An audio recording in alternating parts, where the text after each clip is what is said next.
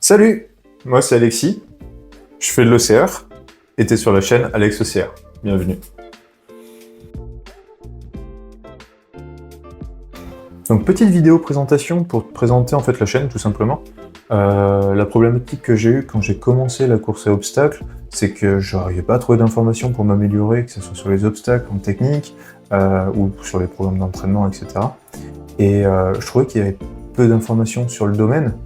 Du coup, l'avantage que j'ai eu moi, c'est que pas loin de chez moi, j'avais une association de course à obstacles, les Haru OCR Crew, qui ont pu m'amener cette expérience qui me manquait, parce qu'il y avait des anciens qui avaient un peu commencé la discipline quand la discipline est arrivée en France.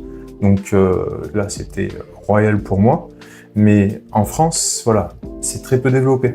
Ce qui fait que quand tu t'inscris sur une course, bah, t'as pas vraiment les informations. Il y a toujours cette appréhension de sur quoi tu te pointes, même déjà juste de comment t'inscrire. Les Spartans, c'est imbuvable leur site.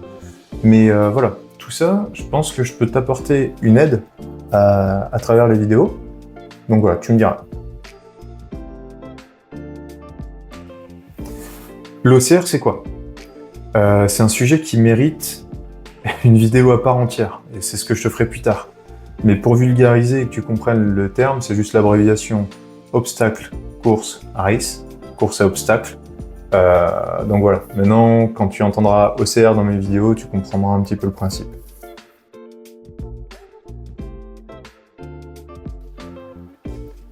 C'était avant le Covid. J'ai fait la frappe à dingue, moi, monsieur. Ouais, du coup, ma première course à obstacles, c'est passé par la frappe à dingue. C'est une franchise, si tu connais pas, qui est plutôt axée délire, fun et déguisement. Si tu te tapes des barres. Clairement, ça reste une course. Tu vas devoir quand même te dépasser, mais c'est moins rude. Tu n'auras pas de pénalité, tu n'auras pas de chronométrie. S'il y a un problème sur un obstacle, tu as un grand vertige, ou tu peux pas passer un obstacle, bien souvent tu peux le contourner, et tout le monde peut s'entraider. Ce qui est vraiment une force sur ces courses, où tout le monde s'aide pour faire la courte échelle sur les palissades ou autre.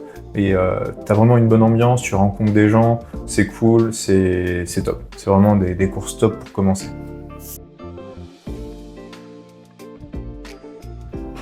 Du coup, c'est la frappe à dingue qui m'a donné envie de faire de l'OCR. Oui et non.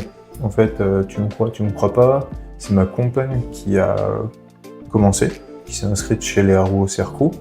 Après quelques mois, du coup, j'ai fait une séance d'essai, par curiosité, et en fait, j'ai adoré, donc je l'ai suivi. Ça fait un peu canard, mais je l'ai suivi. C'est cool, ça me permet d'avoir une activité en commun. Et l'avantage, c'est que pour la chaîne, je vais avoir un avis féminin, parce que du coup, sur le côté technique, les femmes vont passer par exemple les franchissements de palissades d'une autre façon que les hommes, et ça me permettra de te montrer de te faire des démonstrations, et de t'aider pour la technique, justement que tu sois un homme ou une femme, il n'y aura pas de problème. Voilà. Donc pour te dire que c'est pas un sport de bonhomme, c'est un sport qui est mixte. Sur tes courses, tu auras beaucoup de concurrents qui seront des femmes, et sur tes obstacles, il faudra que tu fasses attention. Si tu es un homme, de bien prendre les poids hommes, parce que sur les portées, il y aura des poids hommes et des poids femmes. Donc voilà, c'est bon à prendre. Maintenant, ça fait 2 ans que je fais des courses, donc c'est essentiellement des Spartans. La première année, j'ai fait la sprint en open à Sainte-Croix, qui est en Suisse, pour commencer, donc tranquillement. C'est la plus basique, je pense, qu'on puisse faire en format de course. Et j'ai enchaîné sur la super en élite à Morzine. Donc là, voilà, j'ai repris un step un peu au-dessus.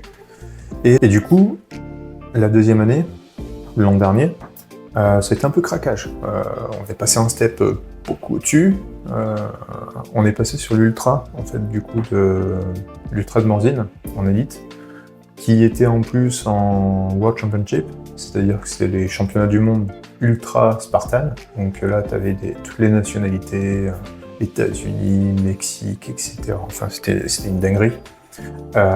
Et on s'est lancé là-dessus. Donc pour la préparation, je suis passé par Carcassonne, avec une sprint, une super, dans le même week-end pour commencer petit à petit.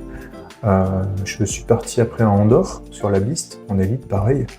Et là, on comprend un peu déjà le step du 20-25 km avec les obstacles, c'est un monde déjà qui s'ouvre. Et voilà, le jour de l'ultra, Une grosse préparation, ça a été une expérience qui était fabuleuse, mais bon, ça aussi ça méritera une vidéo à part entière, je reviendrai dessus et puis je t'expliquerai, surtout qu'en plus cette année, ils reproduisent l'expérience, ils refont la World Championship cette année à Morzine, donc si je peux te donner 2-3 tips, ça sera avec plaisir.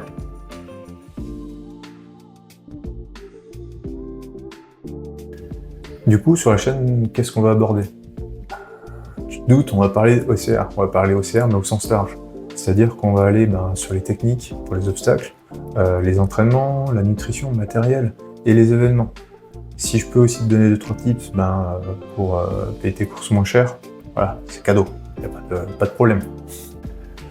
Je me vois comme un sportif un peu hybride, c'est-à-dire que je vais faire de la force, de la course, du cardio, ou que je vais pratiquer plusieurs sports.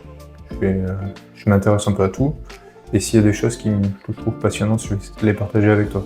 Donc t'es pas à l'abri qu'il y ait 1 ou 2 vidéos qui soient hors sujet OCR. Ne sors pas ta fourche. En ordre de grandeur, je vais sortir une vidéo toutes les semaines, toutes les 2 semaines. Voilà, donc si le concept te plaît, n'hésite pas à t'abonner, à mettre un pouce pour me dire que ça t'a plu, et sinon de me suivre sur les réseaux. A plus!